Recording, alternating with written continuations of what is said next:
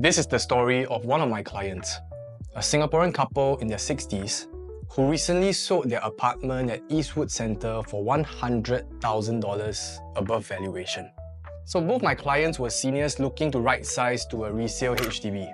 They were the original owners of the home and have held the property for the past 27 years, raising 3 children from birth to adulthood in that same space.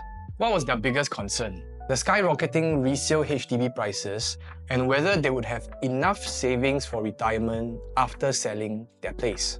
Since they were above 55 years old and had no intention of purchasing a 5-room HDB, they were exempted from the 15 months wait-out period for condo owners transiting to a resale HDB. But there was another challenge. Having been the first owner of the home and witnessing many first milestones, it was emotionally difficult for them to consider selling the place. So this is quite a common scenario for some owners who have developed a strong attachment to their homes. And letting go of the place can be a tough decision. So despite initial valuations at around 1.5 million, my clients wanted to sell the place for 1.6 million with no room for negotiation. I explained that it wouldn't be easy to sell at that price, as this would mean that the future buyer would have to top up $100,000 in cash above the purchase price as cash over valuation. This is not even considering that the place is an old resale property. Eastwood Centre is a 99-year leasehold property, with just 70 years remaining on its lease, having started in 1995.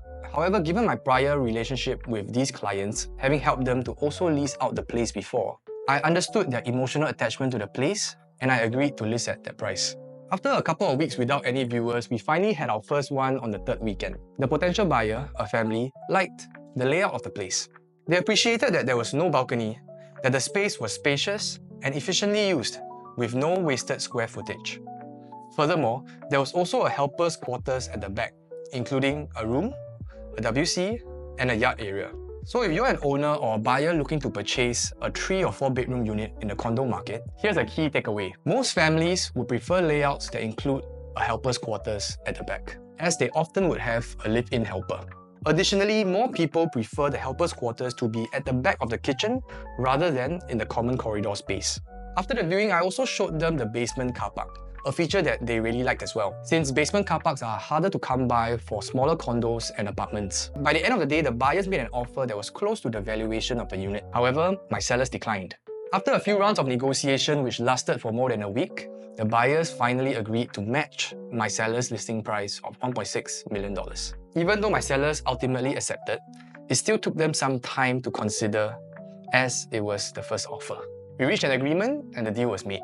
So the residential real estate market in Singapore today is primarily driven by own-stay buyers instead of investment units. If you are looking to purchase a property, try to make sure that the development and the unit that you're selecting will cater more to an own-stay buyer or an investor. This is because own-stay buyers are likely to pay above the valuation of the place simply because they like the unit, which can drive its capital appreciation. So if you enjoyed this story, please leave me a like and subscribe for more videos like this. Check out my past news stories which should appear somewhere at the bottom of your screen right now.